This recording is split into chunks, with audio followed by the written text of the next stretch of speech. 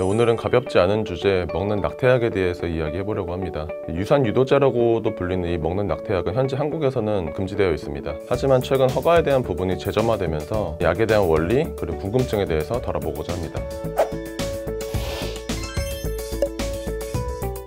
현행법상으로는 낙태한 인부 그리고 의사를 모두 처벌하도록 되어 있습니다. 하지만 이번 개정안은 임신 14주까지는 낙태를 허용하고 있습니다. 임신 14주로 그 기간을 정한 것은 태아가 임신 14주가 되기 전까지는 사고를 하거나 또는 자아 인식을 할 수 없다고 하는 WHO 그리고 의료 전문가들의 소견 때문입니다. 또한 임신 24주까지 아이를 기를 수 없는 경제적, 사회적인 상황을 소명했을 때 낙태를 허용하고 있습니다. 오늘 영상을 찍고 있는 이 순간까지 아직 개정안은 통과되진 않았습니다. 미프진이란 임신 중절 수술의 후유증이나 부작용을 개선하기 위해서 프랑스에서 1980년도에 개발된 경구용 유산 유도제입니다. 흔히 먹는 낙태약으로 알려진 이 약은 임신 중절 수술을 거치지 않고도 비교적 간편하게 낙태를 할 수 있다는 점 때문에 뜨거운 감자로 떠오르고 있습니다. 현재 미프진을 허용하는 국가도 있고 허용하지 않는 국가도 있는데 한국에서는 이 미프진이 금지되어 있는 만큼 온라인 사이트에서 판매를 하거나 카카오톡 등의 채널을 이용해서 판매하고 있는 것들은 모두 다 불법으로 위험한 것이라고 생각을 하시면 될 것 같습니다.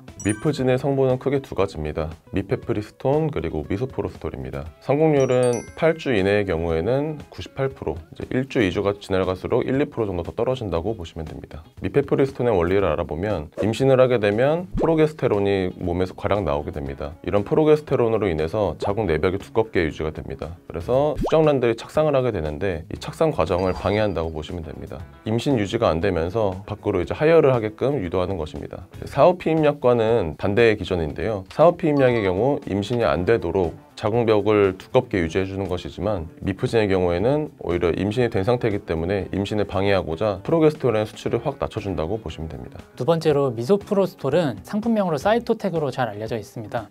이 미소프로스톨은 미페프리스톤을 복용하고 난 이후에 떨어져 나온 태아의 수태물들을 밖으로 배출하기 위해서 쓰이는 약입니다. 원래는 위장약으로 쓰이던 이 미소프로스톨은 자궁 수축을 유도하고 떨어져 나온 조직들을 밖으로 배출한다는 효과가 밝혀져서 인부들에게는 절대 금기시되던 약이었습니다. 하지만 미프진에서의 이 미소프로스톨은 미페프리스톤을 복용하고 난 이후에 착상 상태가 깨지게 되므로 그 이후 24시간에서 48시간 후에 추가로 복용을 해서 자궁 경부를 좀 부드럽게 해주고 자궁 수축을 유도하는 것입니다. 2005년도에는 수술 없이 낙태를 할 수 있다는 이유 때문에 특정 나라들에서는 필수 의약품으로 선정되기도 했었습니다. 현재는 세계 119개 국가 정도에서 사용을 하고 있고 전 세계 나라 수가 250개라고 할 때 약 절반 정도가 허용하고 있는 셈입니다. 우리가 알고 있는 미국, 중국, 유럽, 일본 같은 나라 등지에서는 12주 이내에 임산부에게 사용하고 있습니다. 주의를 요하는 전문 의약품이 일반 약국에서 비교적 쉽게 살 수 없는 것처럼 이 미프진 또한 합법인 나라에서도 의사의 처방하에 구매가 가능합니다.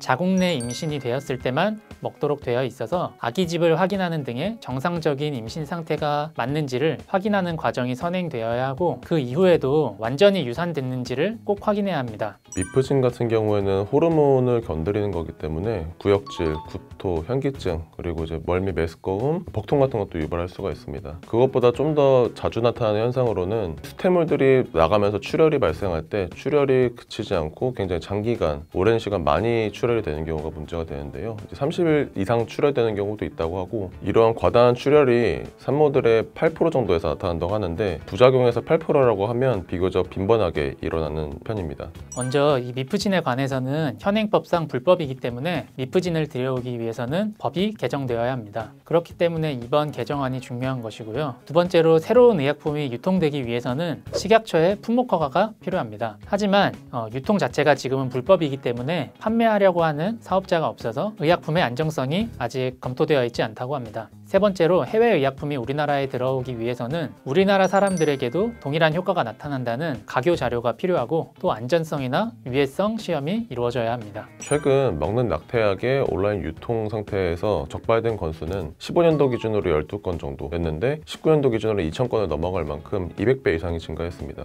현재 구글이나 오픈 채팅방 등을 통해서도 쉽게 찾아볼 수 있는데요. 심리적으로 걱정이 되고 부담이 되는 상태에서 이런 방법들까지 찾아보는 것은 어느 정도 이해는 됩니다. 됩니다. 하지만 온라인으로 이렇게 구해서 드시는 건 굉장히 위험하다는 걸 말씀드리고 싶은데요. 온라인으로 유통되는 약들이 정말 유효 성분이 들어있는지 아니면 그냥 밀가루로 타정된 약들인지 알 수 없기도 하고 유효기간에 대해서도 정확히 명시되어 있지 않습니다. 가짜 약들을 넣어서 파는 경우도 굉장히 많고요. 그렇기 때문에 이런 내용들은 전문가와 꼭 상담을 하시고 이런 약들 말고도 다른 방법이 있는지에 대해서 충분히 상담을 하시는 게 좋겠습니다. 비교적 흔한 감기약조차도 주의를 요하는 경우에는 의사의 처방이 꼭 필요한데 이런 유산 관련된 약은 당연히 의사의 처방 하에서 이루어지는 전문 의약품이 될 것입니다. 그렇기 때문에 타이레놀을 사는 것처럼 비교적 쉽게 그냥 사실 수는 없을 것이고요. 이미 도입을 하고 있는 다른 나라에서도 마찬가지입니다. 이것은 부작용에 관한 측면이나 제대로 된 복용법을 위해서이기도 하지만 오남용을 막기 위해서 병원과 약국 두 곳에서 모두 각각 체크를 해서 확인하는 절차가 꼭 필요하다고 생각이 됩니다.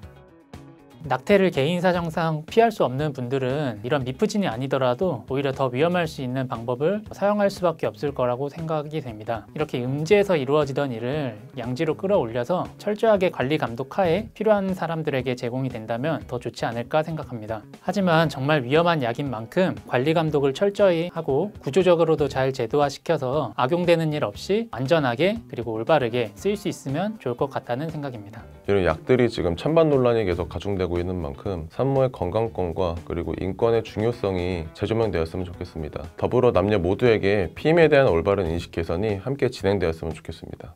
궁금하신 약이 있으면 서울신문 약자라 영상에 댓글에 남겨주세요. 저희가 확인하고 더 좋은 영상으로 찾아오겠습니다. 감사합니다.